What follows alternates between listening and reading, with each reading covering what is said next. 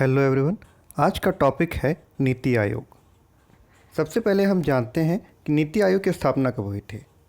नीति आयोग, जिसको national institution for transforming India भी कहते हैं या हिंदी में राष्ट्रीय भारत परिवर्तन संस्था कहा जाता है, इसका जो इस्टेब्लिशमेंट है वो 1 जनवरी 2015 को हुआ via resolution of the union cabinet, यानी मंत्रिमंडल के संकल्प के माध्यम से इसका गठन 1 जनवरी 2015 को किया गया।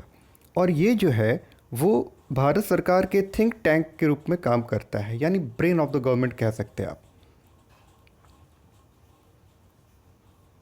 इसके कुछ फीचर्स जानते हैं। सबसे पहले इसने किसको रिप्लेस किया। इससे पहले नीति आयोग से पहले प्लानिंग कमीशन काम करता था, जिसकी स्थापना 1950 में हुई थी और 1951 में फर्स्ट 5 ईयर प्लान बना था, 1951 से 56 तक। और जो last 5 year plan NITI Aayog के आने से पहले जो चल रहा था 12 5 ईयर प्लान 2012 से 2017 तक, जिसके बीच में ही नीति आयोग आ गया। प्लानिंग कमीशन का जो आइडिया था, वो जो दौर था 1950s का, उस समय गवर्नमेंट जो थी, भारत सरकार जो थी पंडित जवाहरलाल नेहरू के नेतृत्व में, वो सोशलिस्ट मॉडल से बहुत प्रभावित थे। और जो सोशलिस्ट इकोनॉमीज उस समय, यानी रसिया जो थी, यूएसएसआर हुआ करती थी, वो 5 ईयर प्लानिंग को बहुत ज़्यादा इम्पोर्टेंस देती थी। जो प्लान्ड इकोनॉमी या सेंट्रलाइज्ड इकोनॉमिक सिस्टम था वहाँ पर, कि एक अथॉरिटी होती थी रसिया में और वो प्लान्स बनाती थी और उसको पूरे देश में लागू किया जाता था। तो वही सिस्टम भारत में लागू किया गया। लेकिन धीरे धीरे समय के साथ जो है इसका रेलेवेंस जो है वो कम होता चला गया और फिर इसे हटाने की ज़रूरत महसूस की गई नए गवर्नमेंट के द्वारा, जब एनडीए की गवर्नमेंट आई। ये कैसे अलग है, नीति आयोग प्लानिंग कमीशन से कैसे अलग है? प्लानिंग कमीशन जो है वो, उसका जो अप्रोच था वो टॉप से डाउन अप्रोच था, यानी ऊपर से नीचे की तरफ, यानी सेंट्रलाइज था। प्लानिंग कमीशन कुछ निर्णय लेते थे, उसे सारे स्टेट्स को मानना पड़ता था। लेकिन नीति आयोग का जो अप्रोच है वो बॉटम अप अप्रोच है, यानी नीचे से ऊपर के दृष्टिकोण पर केंद्रित है। यानी यहाँ पर नीचे लेवल से जो 3 टियर गवर्नमेंट हमारे यहाँ सिस्टम है, तो पंचायती राज या लोकल गवर्नमेंट का भी प्लानिंग में जो है वो हिस्सा रहेगा, उनका भी डिसीजन मेकिंग में रोल रहेगा, वैसे स्टेट गवर्नमेंट का भी रोल रहेगा। तो ये अप्रोच जो है वो बिल्कुल रिसफल किया गया, बिल्कुल यू टर्न लिया गया जो पहले प्लानिंग कमीशन का था, टॉप डाउन अप्रोच से बॉटम अप अप्रोच। तीसरा है जो इम्पोर्टेंट इसका फीचर है कि ये सरकार का प्रबुद्ध मंडल है, think tank of the government है, यानी वो उसे नए नए आइडियाज़, नए अच्छे एडवाइसेस देता है गवर्नमेंट को, सेंट्रल गवर्नमेंट को। Unlike planning commission, it does not allocate funds to states. देखिए, कॉन्स्टिट्यूशन में फाइनेंस कमीशन जो आर्टिकल 280 हमारे इंडियन कॉन्स्टिट्यूशन में उसका आलेख है, उसको ये पावर दिया गया है कि वो फंड्स को एलोकेट करे डिफरेंट स्टेट्स के बीच में और सेंट्रल और स्टेट्स के बीच में। प्लानिंग कमीशन को भी फंड्स एलोकेट करने का अथॉरिटी तब की गवर्नमेंट ने दे रखा था, जिसके कारण ये जो है एक तरीके से सुपर कॉन्स्टिट्यूशनल बॉडी हो गया था। और इसका पावर, प्लानिंग कमीशन का जो पावर है वो फाइनेंस कमीशन के जो अधिकार हैं उसके साथ ओवरलैप कर रहा था। तो कहीं ना कहीं इन दोनों के बीच में ओवरलैपिंग ऑफ जुरिसडिक्शन हो जाता था। लेकिन अब जो नीति आयोग है वो फंड्स को, राज्यों को निधि का आवंटन नहीं करता है। नेक्स्ट है, इसने कोऑपरेटिव फेडरलिज्म को बढ़ावा दिया, यानी सहकारी संघवाद। जैसा मैंने कहा कि डिसीजन मेकिंग में जो स्टेट गवर्नमेंट्स हैं, जो लोकल गवर्नमेंट्स हैं, उनका भी इन्वॉल्वमेंट किया गया, जो हम आने वाले स्लाइड्स में देखेंगे किस तरीके से। तो ये जो है प्लानिंग कमीशन से कैसे अलग है। प्लानिंग कमीशन में नेशनल डेवलपमेंट काउंसिल हुआ करता था, जिसमें स्टेट्स मेंबर हुआ करते थे, स्टेट्स के चीफ मिनिस्टर्स, तो वो साल में एक बार मिलते थे। लेकिन अब जो है नीति आयोग जो है इस बात को बहुत बढ़ावा देता है कि जो फेडरल स्ट्रक्चर है उसका रिस्पेक्ट किया जाए, उसको भी इन्वॉल्व किया जाए डिसीजन मेकिंग में। नीति आयोग ने 13 ऑब्जेक्टिव्स निर्धारित किए हैं और ये रिकमेंडेटरी बॉडी है, यानी एक संस्तुति परक निकाय है। ये ज़बरदस्ती पॉलिसीज़ को लागू नहीं कर सकता, ये नीतियों को लागू करने का अधिकार नहीं है। ये एक एडवाइजरी बॉडी है, रिकमेंडेटरी बॉडी है। ये केवल गवर्नमेंट को जो है राय दे सकती है। मानना ना मानना वो केंद्र सरकार के ऊपर है। अब हम नीति आयोग की प्रशासनिक रचना यानी एडमिनिस्ट्रेटिव कंपोजिशन को देखते हैं।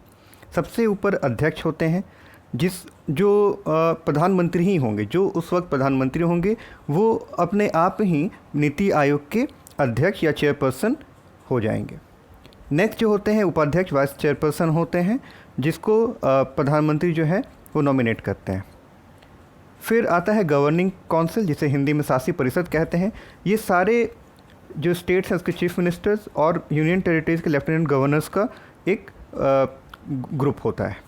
फिर रीजनल काउंसिल, क्षेत्रीय परिषद होता है, जो किसी खास मुद्दे जिसका असर जो है कुछ राज्यों पर पड़ता है, जैसे कोई नदी का मसला है और 3-4 राज्यों को प्रभावित करता है, तो ऐसे मुद्दों पर जो परिषद का गठन किया जाएगा, टेम्प्रोरी नेचर का जो होगा, वो होगा रीजनल काउंसिल, क्षेत्रीय परिषद। उसके बाद एडहॉक मेंबर्स आते हैं, जिसको तदर्थ सदस्य कहते हैं, जो जनरली जो अच्छे शोध संस्थान होंगे उनसे 2 लोगों को लिया जाता है एक्स ऑफिसियो, मतलब बाय वर्च्यू ऑफ हिज और हर ओन ऑफिस, मतलब उनके पोजीशन के कारण वो ऑटोमेटिकली इस नीति आयोग के मेंबर बन जाएंगे। उसी प्रकार से यूनियन काउंसिल ऑफ मिनिस्टर्स से 4 जो है, अधिकतम 4 जो है वो पदेन सदस्य या एक्स ऑफिसियो मेंबर्स होते हैं। वर्तमान में अमित शाह, निर्मला सीतारमन, राजनाथ सिंह और एग्रीकल्चर मिनिस्टर जो है नरेंद्र सिंह तोमर, वो इसके मेंबर हैं। फुल टाइम मेंबर्स अभी वर्तमान में 3 हैं, जिसमें डॉक्टर वीके पॉल, सारस्वत हैं, और इसके अलावा चीफ एग्जीक्यूटिव ऑफिसर होते हैं, जिसको भी प्रधानमंत्री ही मनोनीत करते हैं, नॉमिनेट करते हैं, जो फ़िलहाल अमिताभ कांत हैं। और वाइस चेयरपर्सन कौन है? Doctor Rajiv Kumar. Vice chairperson जो है वो जनरली ऐसे व्यक्ति को चुना जाता है या चुना जाने का प्रयास किया जाएगा जो इकोनॉमिक्स में बहुत अच्छा जानकारी रखते हों और इंटरनेशनल लेवल पर रिकॉग्नाइज्ड हो, उनके काम जो है उनको रिकॉग्निशन इंटरनेशनल लेवल पर मिला हो। उसके अलावा विशेष तौर पर आमंत्रित भी कुछ सदस्य हो सकते हैं, जो एक्सपर्ट्स, स्पेशलिस्ट, जिनको उस खास फील्ड जिसके लिए उन्हें रखा जा रहा है उसका नॉलेज रखते हो। अब अगर इसको हायरार्की में समझें तो सबसे पहले चेयरपर्सन प्राइम मिनिस्टर हैं, उसके बाद वाइस चेयरपर्सन जो कि डॉक्टर राजीव कुमार हैं, फिर चीफ एग्जीक्यूटिव ऑफिसर जो सेक्रेटरी होते हैं गवर्नमेंट ऑफ इंडिया के, जो फ़िलहाल अभी अमिताभ कांत हैं। फुल टाइम मेंबर्स होते हैं, जो अभी फ़िलहाल 3 फुल टाइम मेंबर्स हैं। विवेक देबरॉय के जाने के बाद ये संख्या 4 से 3 हो गई। Part time members, ex officio members, जिसमें 4 यूनियन कैबिनेट मिनिस्टर्स हैं। काउंसिल्स 2 तरह के होते हैं, एक रीजनल काउंसिल जो हमने बताया कि किसी खास मुद्दे के लिए बनाया जाता है और वो मुद्दा जैसे ही हल हो जाता है, वो मसला हल हो जाता है, तो फिर वो कमेटी, वो जो काउंसिल है वो भंग हो जाती है। और गवर्निंग काउंसिल जो है परमानेंट बॉडी है, जिसमें सारे स्टेट्स के चीफ मिनिस्टर्स और यूनियन टेरिटरीज के लेफ्टिनेंट गवर्नर्स होते हैं। और स्पेशल इन्वाइटीज़ जो विशेष तौर पर आमंत्रित किए जाते हैं अपने स्पेशलाइजेशन के कारण। नीति आयोग के जितने भी कार्य हैं उसको 4 कैटेगरी में बांटा गया है। पहला है design, policy and programme framework. नाम में ही जिसका नीति हो तो उसका आप काम जान ही सकते हैं, नीति निर्माण। उसके अलावा नीति निर्माण के अलावा वो कार्यक्रम की रूपरेखा कैसी होगी उसका निर्णय लेती है। फिर फोस्टर कोऑपरेटिव फेडरलिज्म, जिसकी पहले भी चर्चा की गई कि सहकारी संघवाद को बढ़ावा देना डिसीजन मेकिंग में। तीसरा कार्य है मॉनिटरिंग एंड इवैल्यूएशन, अनुवीक्षण और मूल्यांकन। जैसा कि आपने सुना होगा कि नीति आयोग जो है वो health index, education index, water index, ऐसे कई तमाम तरह के जो है वो रैंकिंग्स निकालती है स्टेट के परफॉर्मेंस के बेसिस पर कि उन्होंने इन सारे इंडिकेटर्स पे कैसा परफॉर्म किया है।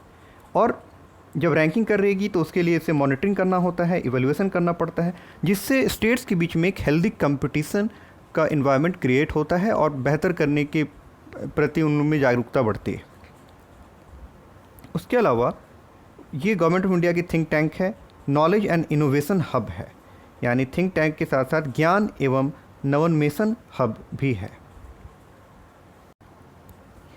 नीति आयोग जो है 7 स्तंभों पर टिका हुआ है, 7 पिलर्स। पहला है प्रो पीपल, यानी जो भी उसकी बनाई गई योजनाएं होंगी, जो भी वो स्कीम्स लाएंगी बताएंगी, वो जनहितैषी होना चाहिए, प्रोएक्टिव होना चाहिए, क्रियाशीलता होनी चाहिए, उसमें प्रतिभागिता होनी चाहिए। प्रतिभागिता मतलब कि सब कोई उसमें इन्वॉल्व हो, जितने भी नागरिक हैं उसे सशक्त बनाने वाला होना चाहिए, एम्पावरिंग होना चाहिए। यहाँ पे एम्पावरमेंट का मतलब महिलाओं के एम्पावरमेंट से है। इंक्लूज़न ऑफ ऑल, सभी का समावेश, यानी जितने भी हमारे मेन स्ट्रीम से दूर लोग हैं, SC ST, ये सब का भी समावेश होना चाहिए।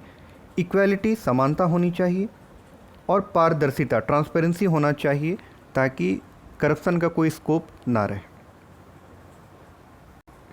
नीति आयोग ने 2015 के बाद जब वह स्थापित हुई, उसके बाद से उसने कई रिमार्केबल काम किए हैं जिनको हम देखते हैं। अभी तक के उसके अचीवमेंट्स क्या रहे हैं। इसने कई सारी स्कीम्स को कॉन्सेप्चुअलाइज़ किया, यानी स्कीम्स को बनाने में उन्होंने एडवाइस दिया, उसकी रूपरेखा तैयार की, जिसमें आयुष्मान भारत है, पोषण अभियान है। पोषण अभियान के बारे में आप जानते होंगे शायद, ये न्यूट्रिशनल प्रोग्राम है जिसमें जो लैक्टेटिंग मदर्स हैं, जो प्रेग्नेंट वुमेन हैं और जो छोटे बच्चे हैं, उनके हेल्थ को लेकर ये स्कीम लॉन्च किया गया था। इसके अलावा अटल इनोवेशन मिशन, जिसको शॉर्ट में एम कहते हैं, अटल इनोवेशन मिशन में 2 बातें आती हैं। पहला है इसका अटल टिंकरिंग लैब्स, और दूसरा है अटल इंक्यूबेशन सेंटर्स।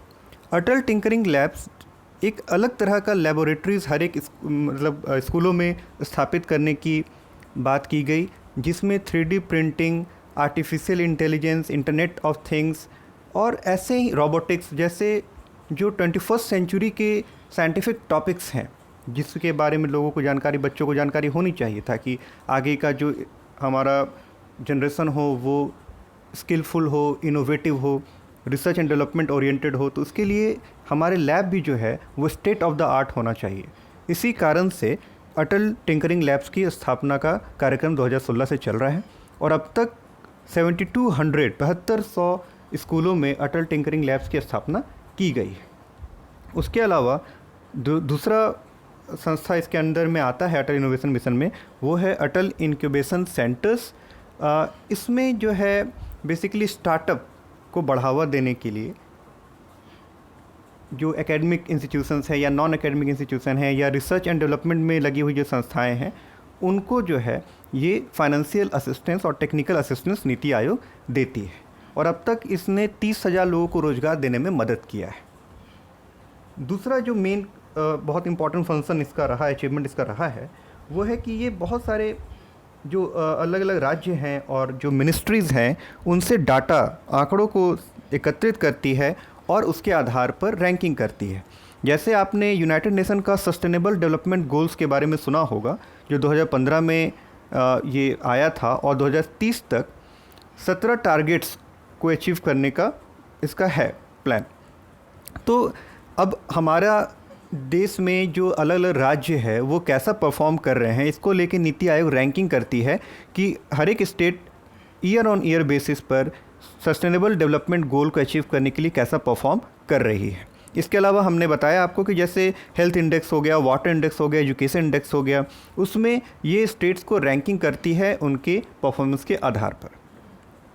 उसके अलावा ये गवर्नमेंट को डिसइन्वेस्टमेंट पर भी एडवाइस करती है। जो public sector, central public sector enterprises या अंडरटेकिंग्स हैं, उसमें डिसइन्वेस्टमेंट के लिए ये गवर्नमेंट को एडवाइस करती है, सिलेक्ट करती है कि कौन कौन सी कंपनियों का डिसइन्वेस्टमेंट करना ज़रूरी है और कैसे करना है डिसइन्वेस्ट, वो भी ये बताती है। और चौथा है कि इसने कई सारी कमिटीज़ समय समय पर बनाई हैं, जिसके जो हेड होते हैं, जो वो चीफ मिनिस्टर होते हैं किसी स्टेट के। जैसे कि एक डिजिटल इंडिया कमेटी बनी थी, उसके जो हेड थे उस समय चंद्रबाबू नायडू थे, आंध्र प्रदेश के सीएम। उसी तरीके से ट्रांसफॉर्मिंग इंडियन एग्रीकल्चर की नाम की एक कमेटी बनी थी किसानों के वेलफेयर को बढ़ावा देने के लिए। इसके आधार पर आशा स्कीम भी आया।